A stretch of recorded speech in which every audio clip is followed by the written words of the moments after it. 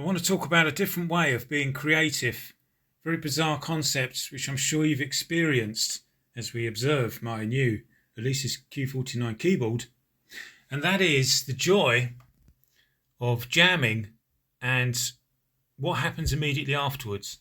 So last night was my first session with the keyboard. I'm a keyboard player from age 18, 17, but I haven't played it much at all in recent years. I won't bore you with why. So to be reunited with the keyboard last night and actually jam away, I mean, it was absolute crap what I was playing. However, just to get that off my chest again was super. And although this is the lesson, okay? The music that I made was terrible, but I released something within myself. And after an hour and a half of noodling around, and these are my synthesizers here, by the way, so that's why I was just showing you.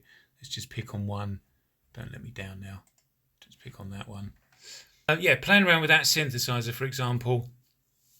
And when the session ended, I did something else, and then a riff came into my mind. Being an idiot, I dismissed it immediately. Then it wouldn't go away, and I thought, hang on a second, mate, you've been here before. That's the riff. Never mind anything else you've played in that 1.5 hours. That's the takeaway. And that's what it is, isn't it? The music is a spiritual thing where you connect with whatever, and you need to bring up what your inner self has within it, not your default playing. I mean, well, sometimes you can get great riffs just by noodling around, but I believe the best stuff comes from within.